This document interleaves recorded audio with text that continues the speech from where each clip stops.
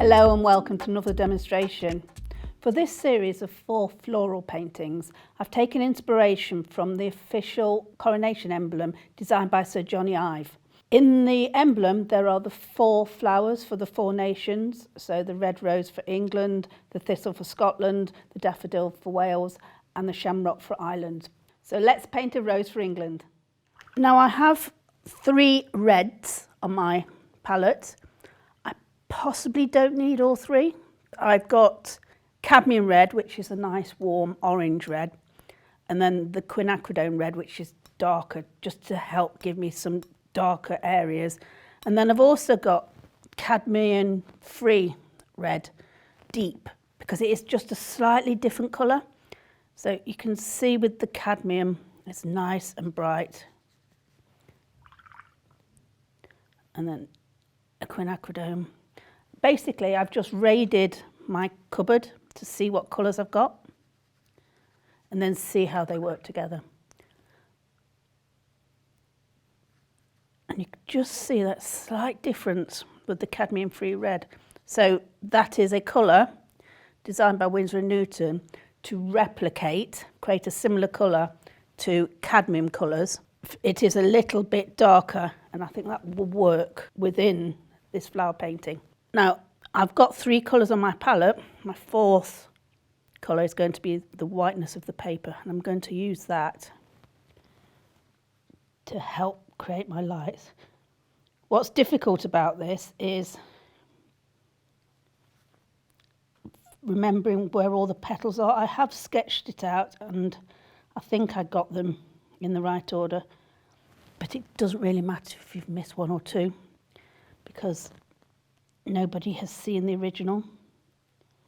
So using Saunders Waterford 300 GSM, high white, not surface. Now it's high white because the traditional Saunders Waterford paper is slightly creamy, and I would never have noticed that without them bringing out the high white. But because I want a really clean, bright colours, I've chosen to use the high white and the not surface. Even though this is going to be quite controlled and quite botanical, I still like the quality you get from a not paper as the pigments move around.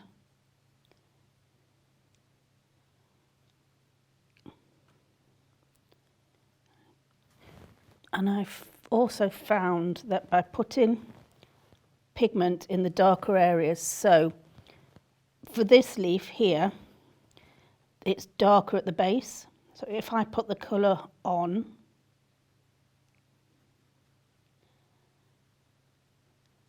then with a damp brush, you need to control the water on the brush. With a damp brush, you can move it from that colour.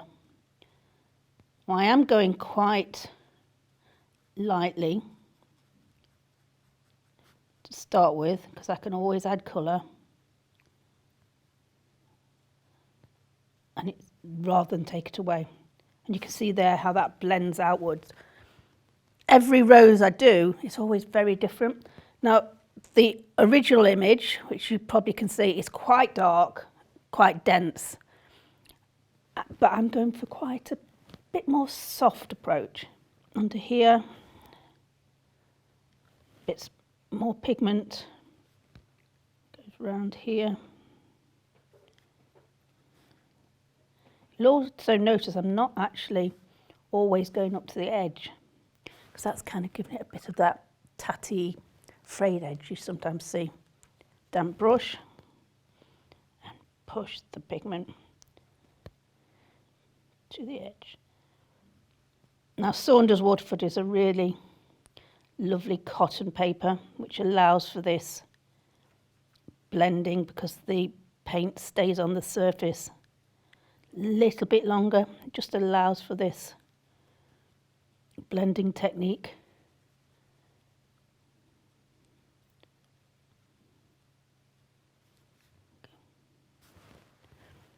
I think I've got some lovely tonal values there already. Right. I'm going to work my way around. This is going to be darker under there.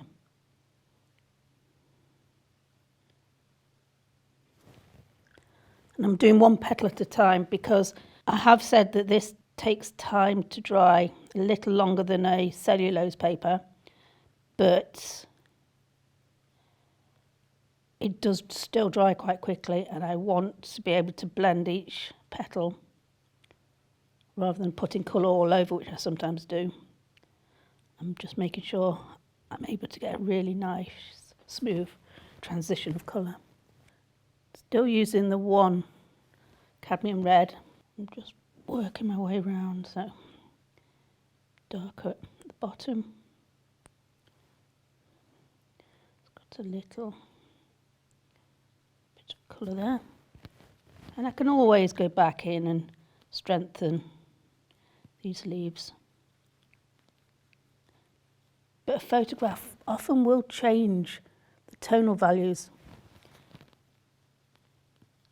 And it's only as you start painting you can alter things and see what they look like in paint rather than on the photograph. So these leaves here are really quite dark, but I'm not sure I'm going to paint them quite as dark. I'm going to see, once I put colour on, what it looks like.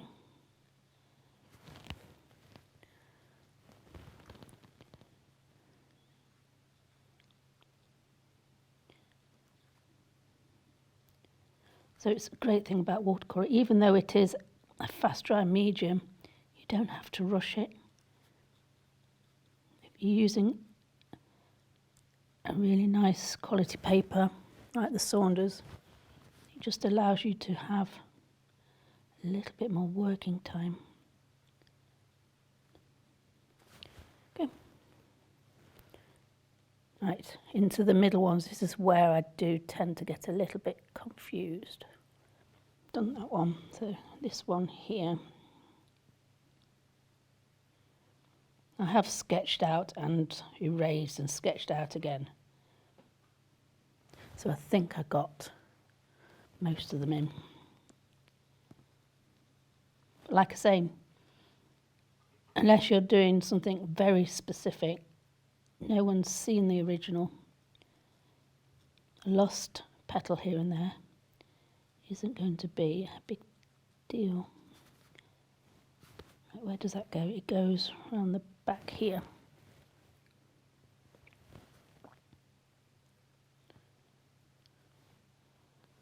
And disappears into the dark there. So I'm going to pick up some of that quinacridone. It's a bit pinkier.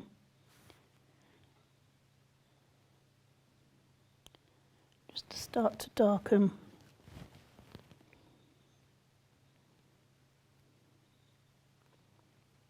some of these petals.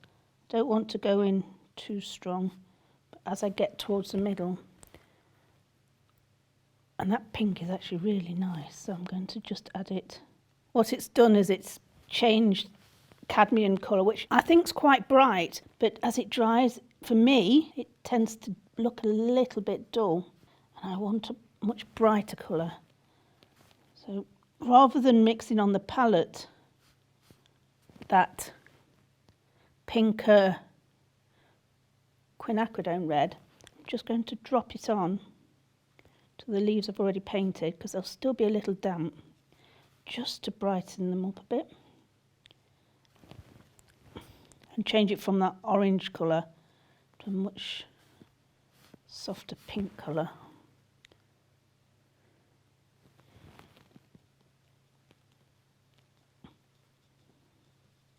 It doesn't have to be a lot. You see there, it's just a little tiny touch. You'll notice I haven't put a lot of colour out because watercolour goes a long way. Right, let's go back to that base colour, cadmium. I like that. That pink has just, for me, made that a little bit softer colour. Dark here. Go round, back. that one. So this is an imitation sable brush, size 4. I have got a smaller one, which I may need for the middle, but on the whole I'll probably be able to get most of this done with this brush.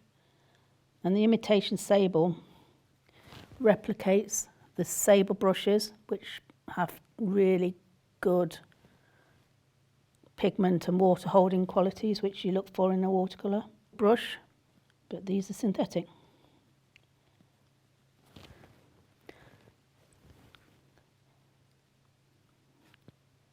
And artist quality brushes do make a difference.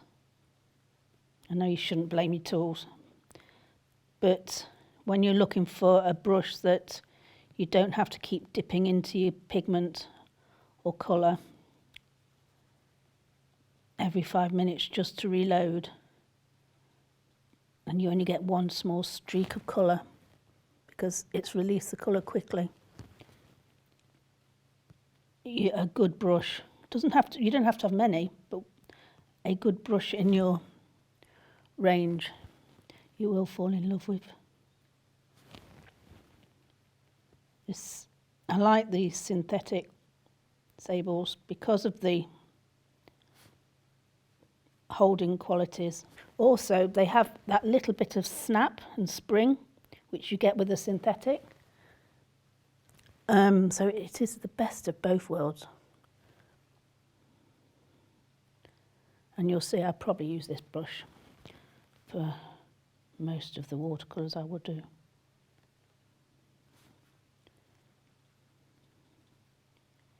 Same technique with each petal.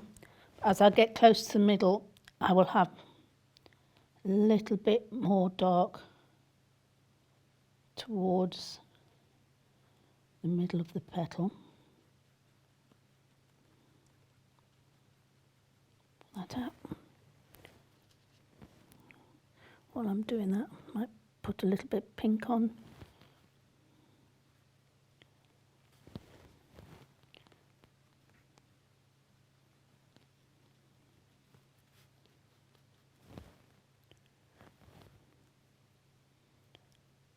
I'm going through quite a nice, controlled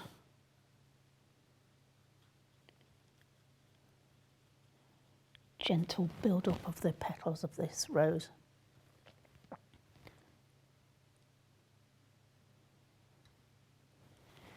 So the red rose represents peace and harmony as the national rose for England, and when it's on an emblem you'll often see the Tudor rose, which is the 5-petaled rose, red rose, and the 5-petal white rose. It's been used since the end of the War of the Roses in the 15th century as a symbol of harmony and peace after a long and bitter civil war, and it is being used throughout history for heraldic purposes, and like I say, the national symbol of England is the red rose. Right, this is where I get lost a little bit. That one comes round there. It's got a lot of petals. Damp brush. Pull this forward. I can see there it goes behind that one. So the paint is a little damp with the first layer. That's just going to allow that to blend in.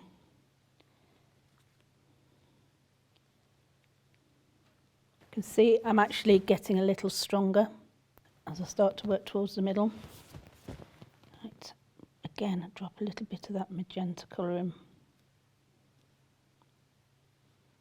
So watercolour dries to about 50% of its strength, and for me to work in these really subtle colours it's quite difficult because I just want to put colour on straight away and really build up intense colours. So this is a really good exercise for me personally in patience and observation, because I'm having to look at the original and work my way round. Even though I've drawn it out, I'm still referring back to the original. I'm looking at tonal values and depth and colour.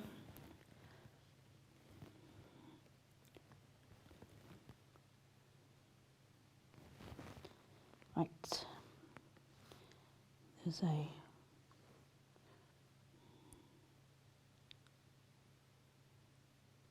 getting smaller now, a little bit trickier, but I'm pretty sure I can still use this size 4 brush. So just reshaping the point by turning the brush, and I can push into these smaller areas. See how I've used the white of the paper on the edge of the petals just to distinguish the different layers of petal.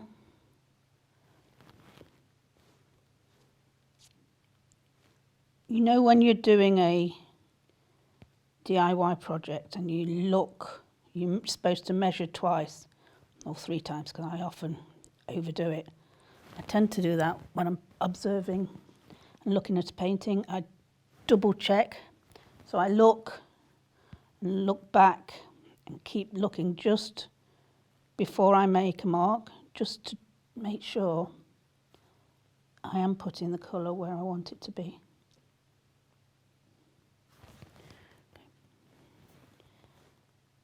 So that actually comes round. So what's happening here? I can see that it goes dark down here, and that curls round there, and then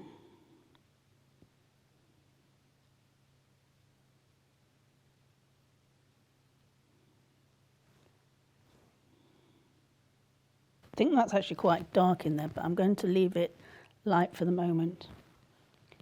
This is a little bit of planning and plotting. I can change it, but I'm trying to make it easy for myself. So that sleeve's there. You've got this here. You can see that that's getting onto the centre. It goes round there.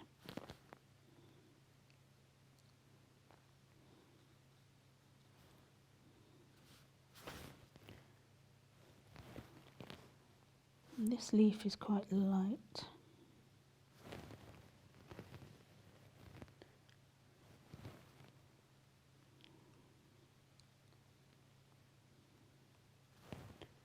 Let's add that magenta as well, because that darkens.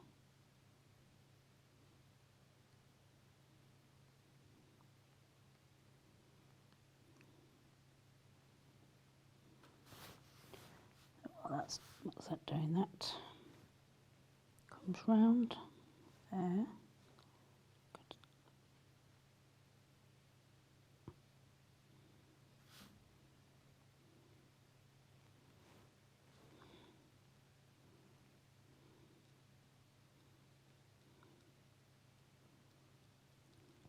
So that is a bit of that magenta on my brush, which just makes it a little bit darker. Right, I'm going to now go in, mix a bit of that magenta and the cadmium free deep, because it's slightly darker. I'm now going to start work from the middle. So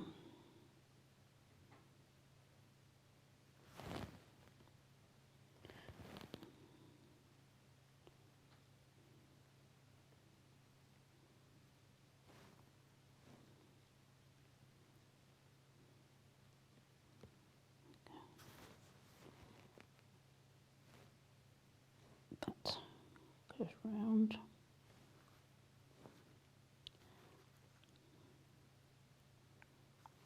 That one there, that comes round there, so let's paint that.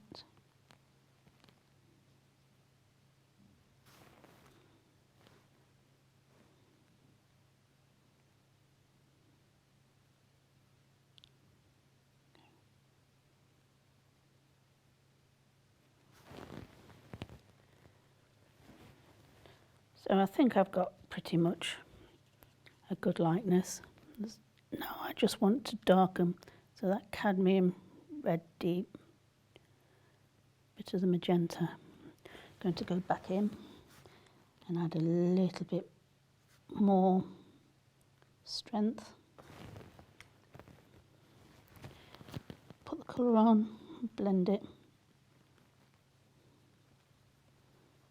out to the edge.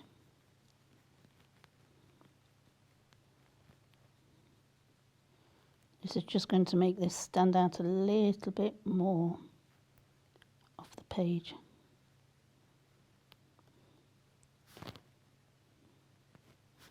And maybe take away a little bit of those white outlines that I've left.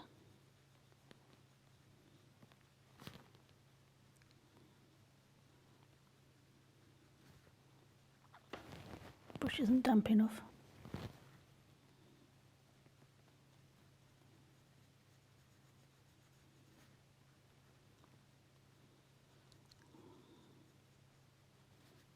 It's a bit like shading with a pencil. When you add layers and you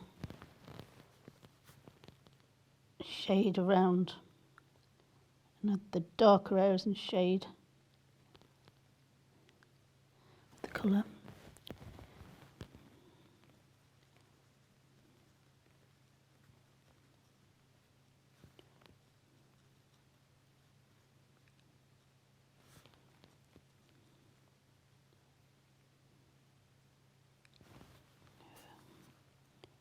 Quite like that all in there. So let's put this dark.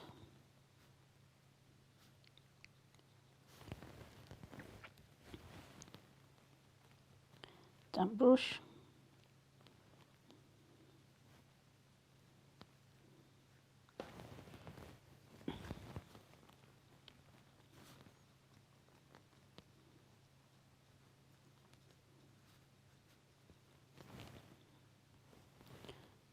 As this is still wet, and drop some colour in, and it should diffuse into that petal, making it nice and soft.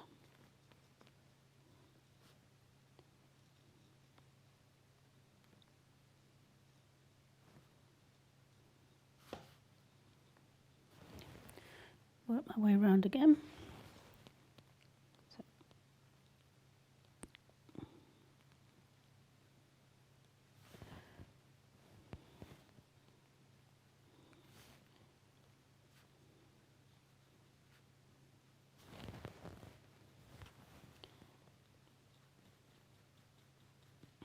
Blend out some of those whiter edges that I left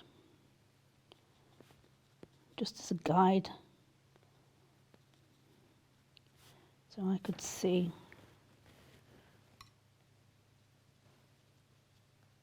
the petals where they finished and started.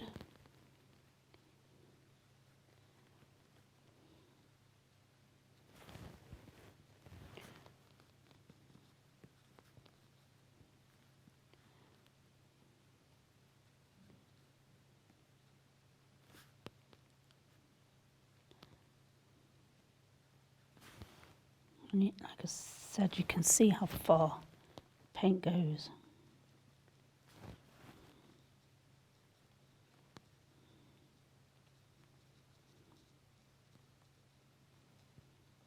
I'm going to start in the middle here and really now do a lot more pigment.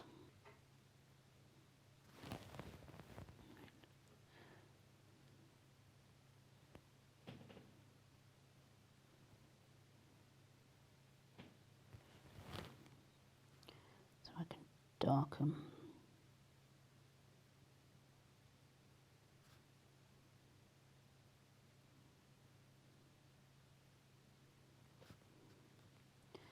That goes round, so it's quite a lot darker in the middle there.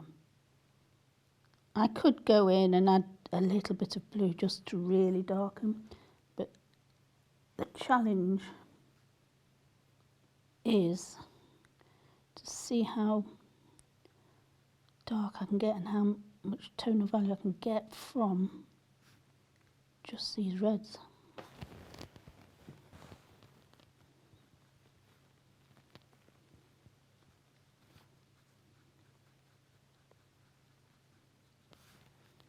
It comes round, it goes dark, comes across. So that one goes over there.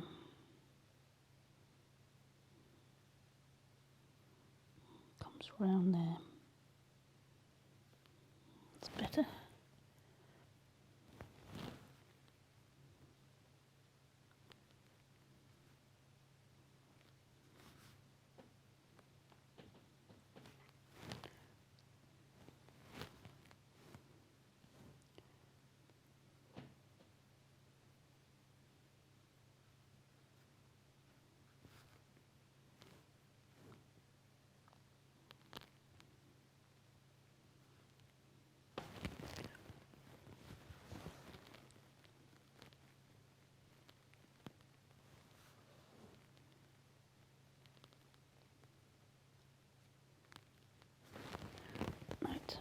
A damp brush.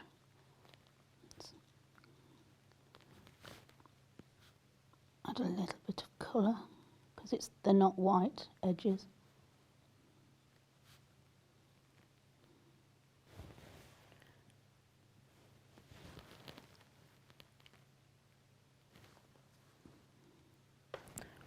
Right, onto my smallest brush, which is a size 2. I'm going to really load.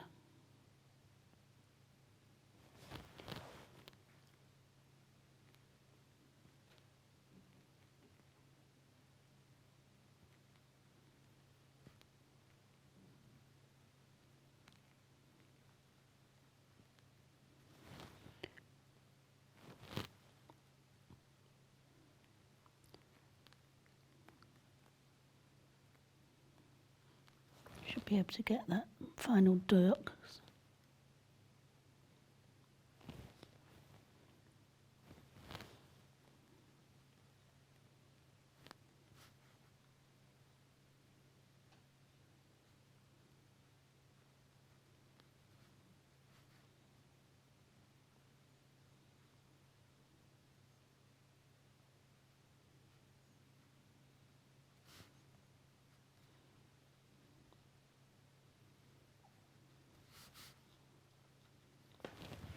I think that's darkened that quite nicely actually.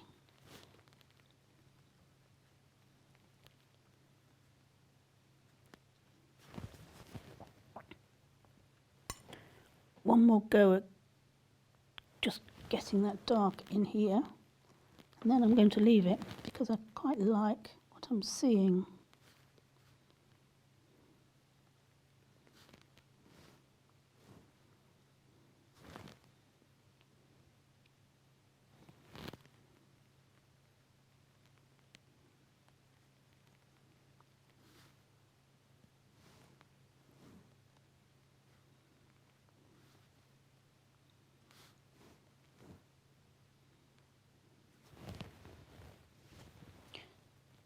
Soften this white edges.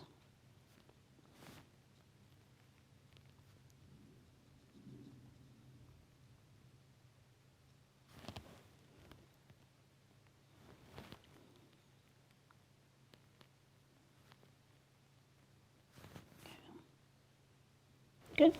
I think I'm going to leave it there because I quite like the qualities I'm getting. So there you go, the red rose for the nation of England. So thank you for watching, and don't forget to check out the other 3 videos in this series.